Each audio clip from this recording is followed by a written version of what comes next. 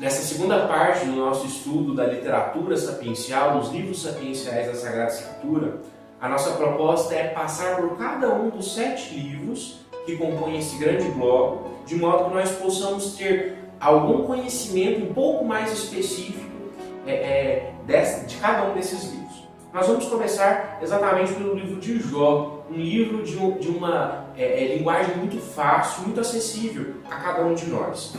O livro de Jó é uma narrativa muito didática, composta de elementos muito diversos. O livro possui 42 capítulos, é um livro muito extenso, e nós podemos fazer uma pequena divisão nesses 42 capítulos. O capítulo 1º, 2º e o último capítulo, o capítulo de número 42, eles constituem o que nós vamos chamar de moldura narrativa da história de Jó. E essa moldura, ela provavelmente ela vem de uma tradição muito antiga de Israel, e nós não conseguimos uma datação muito precisa dela. O segundo bloco do livro de Jó são os capítulos 3º até o capítulo de número 41. E esse então seria o núcleo da história de Jó, que é o debate entre Jó com os amigos, com os 3 amigos, e as sucessivas intervenções que Deus realiza na história. Com um estilo e um vocabulário muito próprios da época pós-exílica, por volta do ano 400 a.C. Então, a partir dessa divisão que nós estabelecemos, nós percebemos uma datação diferente, um estilo diferente e também uma intenção diferente. Na moldura narrativa, Jó é paciente, Deus sempre recompensa Jó. Por outro lado, no corpo dramático, Jó é sempre impaciente e Deus é aquele que não se deve pedir contas, ainda que ele seja injusto com o próprio personagem. A moldura narrativa é a história do homem que perde as suas riquezas, que perde os seus bens, mas ele continua no temor de Deus e no fim ele recobra em dobro aquilo que ele perdeu. É a história da paciência de Jó. Já no núcleo, na parte central do texto, essa parte é composta de diálogos um pouco dramáticos. Por quê? Elas ensinam um processo contra Deus que não recompensa nem a piedade, nem a justiça de Jó. Aqui, no corpo narrativo, o assunto é a impaciência de Jó. Em seguida, nós nos encontramos com o livro dos Salmos, que são 150 orações, 150 hinos poéticos, expressão do povo de Deus, que eram utilizados tanto na celebração no templo, na sinagoga, quanto também em celebrações em família, até mesmo individuais. Em hebraico, esse livro chama-se louvores, hinos, e muitas das vezes, contudo, esses hinos, esses louvores, eles foram constituídos a partir do sofrimento do povo, a partir dos lamentos que marcaram a vida de Israel. Os salmos, eles se transformaram na expressão de Israel, porque são interpretação atualizadora da própria Escritura. Com eles nós cantamos a criação, agradecemos a Deus pelo seu ato criador. Quando nós recitamos os salmos, nós cantamos a eleição e a aliança, e graças a eles, a libertação do Egito, da Babilônia, o dom da Torá e também a redenção. Assim os salmos, eles se revestem, nutrem e irrigam todos os aspectos da nossa existência em todos os tempos. Nós chegamos a atribuir em algum momento da história todos os salmos à figura de Davi. Mas, da mesma forma que a lei também uma vez já foi atribuída a Moisés. Contudo, com o avanço dos estudos bíblicos, principalmente entre os séculos 19 e 20, nós percebemos que os salmos eles são compostos por vários autores em diferentes épocas. Então nós podemos dizer que o livro dos Salmos, com seus 150 hinos, é uma redação, é uma coletânea que foi redacionado todos esses hinos e todos esses cânticos. O Novo Testamento cita os Salmos mais de 100 vezes. Jesus rezou na cruz o próprio Salmo 22 e morreu pronunciando o Salmo 31. A pregação dos apóstolos se valeu dos Salmos e Paulo, em suas cartas, exortou as comunidades a cantarem salmos, cânticos e hinos espirituais. O Concílio Vaticano II, do século passado, conferiu um lugar de destaque para os salmos, tanto na liturgia quanto também na oração das horas. Depois, o próximo livro, o livro dos Provérbios, ele contém uma forma de instrução muito característica do movimento sapiencial de Israel, que é o próprio dito proverbial.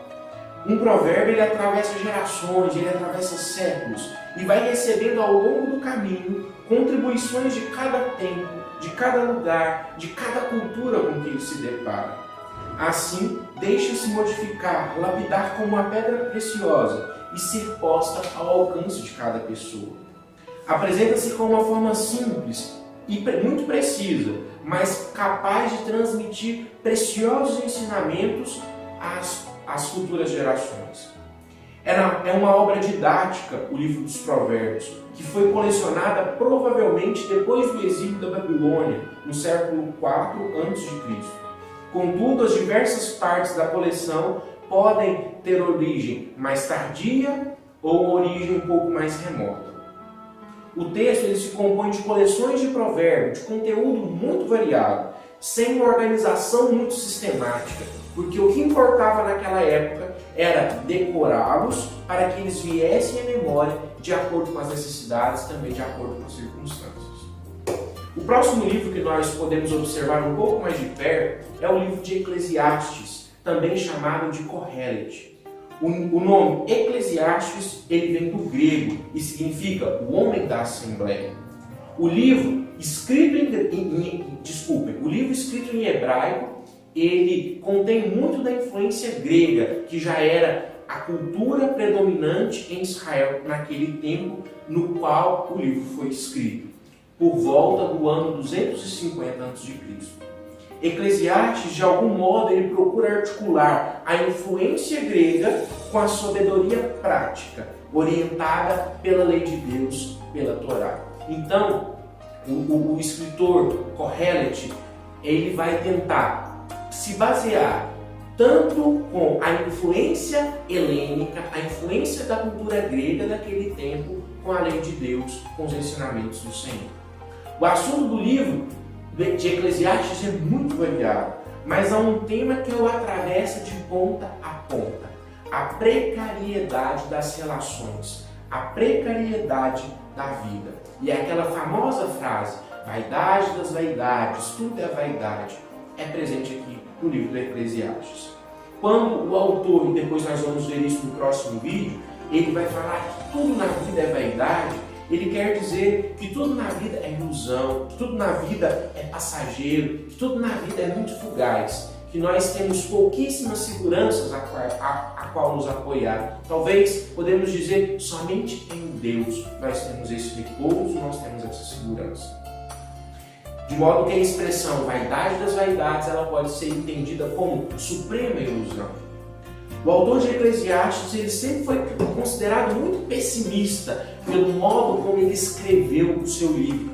Mas numa reflexão um pouco mais aprofundada, nós podemos perceber que esse aparente pessimismo ele vem de alguém que já viveu muito nessa vida, alguém que já é marcado com a experiência do seu tempo, com a experiência da sua idade e que de algum modo tenta transmitir isso àqueles que têm acesso aos seus escritos. Depois nós vamos nos encontrar com o livro do Cântico dos Cânticos. Esse termo, ele significa uma qualidade muito elevada, o Cântico dos Cânticos, ou seja, o mais sublime cântico, o mais belo dos cânticos. A obra ela foi composta depois do exílio da Babilônia, por volta do 5º século a.C., mas o material primeiro ele pode ter origem um pouco mais antiga. Como os outros textos, o Cântico dos Cânticos foi atribuído por muito tempo a Salomão, como chancela para a sua leitura na sinagoga. Como nós já vimos em outros livros, havia-se o costume de dizer que aquele livro foi escrito por determinado autor, por determinado personagem, exatamente como um elemento de autoridade, para que aquele livro ele tivesse a plausibilidade de ser lido no templo ou na sinagoga. Contudo, Salomão, ao qual foi atribuído a autoria desse livro, é de uma época muito mais antiga, de modo que seria impossível Salomão ter escrito o Cântico dos Cânticos. Há quem pense que a obra se trata de uma coleção de poesias de amor ou de núpcias, inclusive, reunidas no enredo romântico. Mas, tanto a tradição judaica quanto a tradição cristã interpretou esses escritos do Cântico dos Cânticos como o amor entre o povo eleito e o próprio Deus, e depois os cristãos, posteriormente, entre a igreja e o próprio Cristo. O cântico ele descreve o amor de dois amados. No centro está um episódio em que a amada espera o amado, mas há um desencontro entre os dois, e a amada sai à procura do amado, enfrentando qualquer tipo de obstáculos. O próximo livro que nós nos encontramos é o livro da Sabedoria, que foi escrito de modo tardio no Antigo Testamento, por volta do século I a.C., provavelmente em Alexandria, no Egito. Ele é um dos livros deuterocanônicos, ou seja, um daqueles livros, como eu disse no primeiro vídeo, que foi escrito em língua grega e adotado pelos primeiros cristãos como um dos livros também inspirados. Essa data tardia de redação do livro da Sabedoria, quase contemporânea de Jesus, o torna muito importante para a compreensão da primeira teologia cristã. O livro ele foi atribuído também a Salomão, símbolo da sabedoria suprema de Israel. Isso parece indicar que esse livro da sabedoria ele era admitido na leitura nas sinagogas de língua grega. O livro ele pode ser dividido em 3 partes principais. Os capítulos de 1 a 5, que vai relatar a justiça e a esperança na imortalidade. Os capítulos de 6 a 9, que é a busca e o louvor da sabedoria como dom de Deus. Nesse trecho também nós vamos encontrar a prece de Salomão pela sabedoria. E nos capítulos de 10 a 19, nós vamos encontrar a meditação sobre a sabedoria da história, especialmente em relação ao evento do Egito. E o último livro, o 7º e último livro desse grande bloco sapiencial, é o livro do Eclesiástico, que também, a exemplo de sabedoria, é um livro deuterocanônico. O seu autor ele viveu entre os séculos III e II a.C.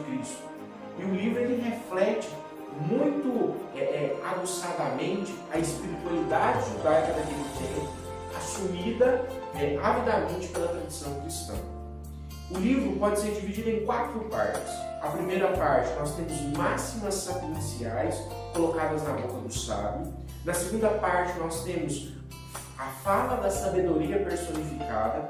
Na terceira parte tem-se o elogio da criação dos antepassados. E a última parte, que é o epílogo, nós temos uma oração e uma exortação à sabedoria.